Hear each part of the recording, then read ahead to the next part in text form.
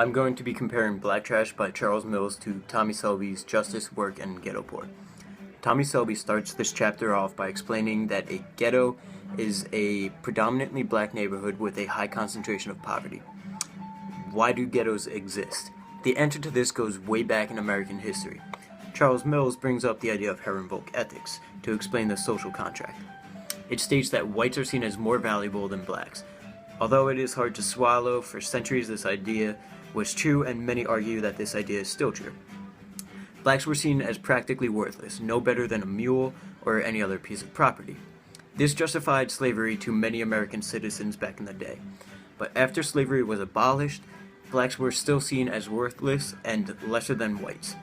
Charles Mills gives us some early meanings of the word black, which include dirty, foul, and a liability to punish. Some of these meanings really stuck to what whites think of black people. This made it a lot harder for blacks to get steady jobs that can provide for them. Without jobs and all white people segregating themselves from blacks were socially forced into poor neighborhoods, which later became known as ghettos. Ghettos are around today because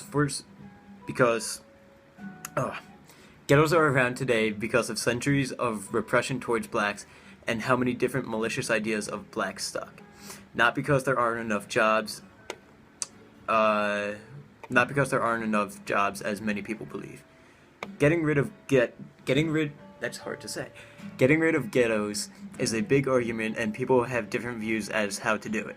Some argue that the ghetto poor should just get jobs, work their way up the social food chain, and leave the ghetto. This seems like a good idea. But the jobs that they would be getting would not be enough to live off of. They're low-skilled, low-paying jobs. Can't really do anything about that. Getting a good-paying job nowadays practically requires you to have a college degree, which the ghetto poor can't really, obtain.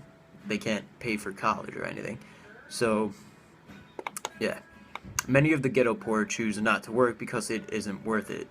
The long hours and the low pay really doesn't add up. Tommy Selby explains a couple reasons as to why blacks might not take a job. One of them being that the jobs are degrading. The work is exploiting them, and they don't want to be at the bottom of the social structure anymore. They don't want to feel inferior to whites anymore. Charles Mills explains to us how blacks have been looked down on with the Herrenvolk ethics, and Tommy Selby ties that into today's world using the degrading work and ghettos. These two articles agree that in some cases blacks are still seen as second-class citizens.